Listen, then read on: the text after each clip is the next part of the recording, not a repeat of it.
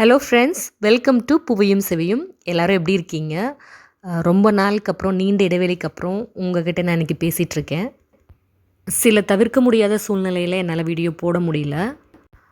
அது மட்டும் இல்லாமல் இந்த கொரோனா கால சூழ்நிலையில் மனதுமே கூட கொஞ்சம் பாதிக்கப்பட்டிருந்தது.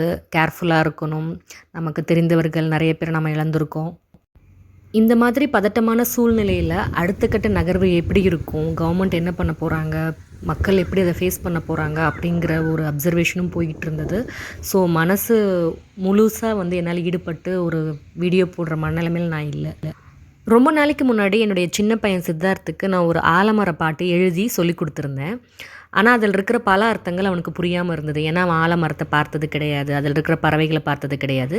இந்த தடவை ஊருக்கு வந்தப்போ அதை அவனுக்கு காமிச்சு மறுபடியும் நான் ரெக்கார்ட் பண்ணி உங்களுக்கு ஷேர் பண்ணியிருக்கேன்.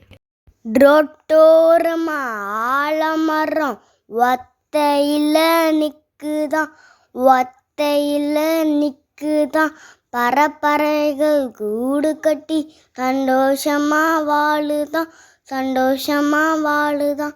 அணில்குட்டிங்கள் பொந்துக்குள்ள ஓடி ஓடி ஒளிதான், ஓடி ஓடி ஒளிதான். ஆண்குயில்கள் சத்தம் குக்கு குக்குன் தேக்குதான், குக்கு குக்குன் தேக்குதான். கிளிகள் கத்தும் சத்தம் கிக்கி கிக்கின் தேக்குதான், கிக்கி கிக்கின் தேக்குதான். நாகநாய் கூட்டம் ஆலப்பழத்தை குத்து குத்துன்னு கொத்துதான், குத்து குத்துன்னு கொத்துதான். பழம் விழுதில் ஊஞ்சல் கட்டி கூட்டம் ஒன்று தொங்குதான், கூட்டம் ஒன்று தொங்குதான். பல்லுயிர்கள் வாழ்கின்ற ஆலமரத்தை காக்கணும், ஆலமரத்தை காக்கணும், ஆலமரத்தை காக்கணும்.